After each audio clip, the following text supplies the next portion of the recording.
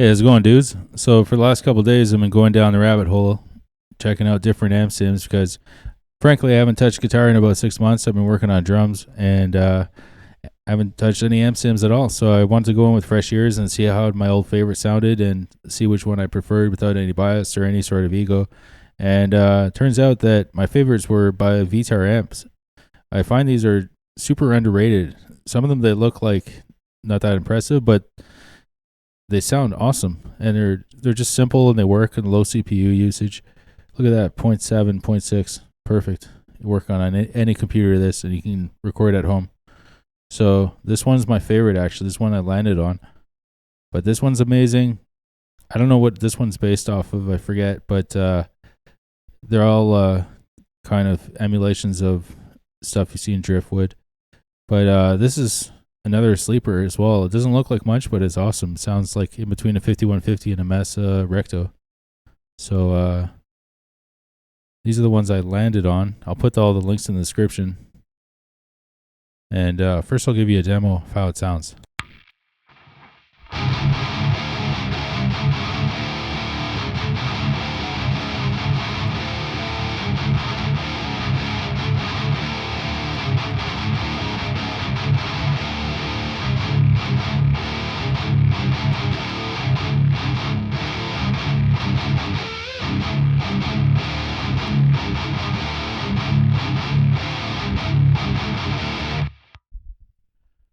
So I've got Noise Gate by Nembrini Audio going on, and I like this one better than ReaGate now at this point in time because this range function allows you to kind of dampen that 60 cycle hum from an amp, whereas the ReaGate, it just completely shuts it off. Like as soon as it hits the threshold, it just mutes it.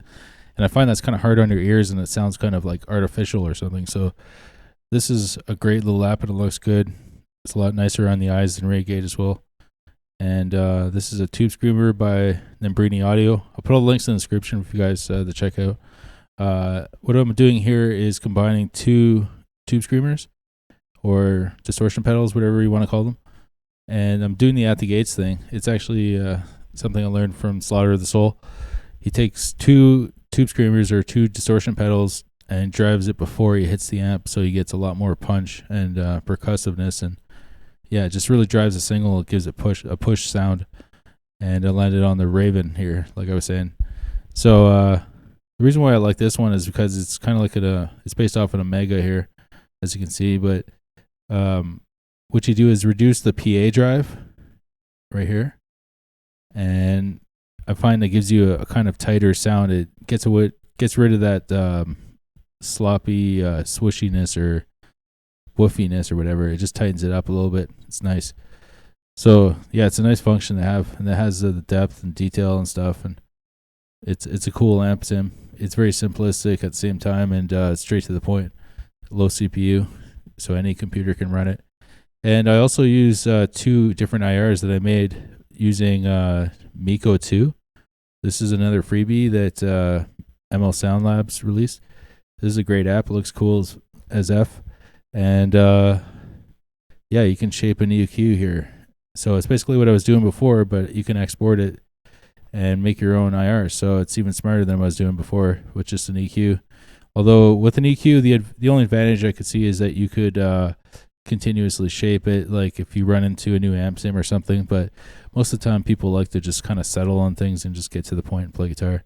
So this is cool, and I highly recommend it. You can shape your own EQ, and what I've done here is actually just kind of a low cut, high cut thing most people do, and just a standard metal kind of mid-range scoop and reduce the fuzz. That's another thing that I don't like about amp sims.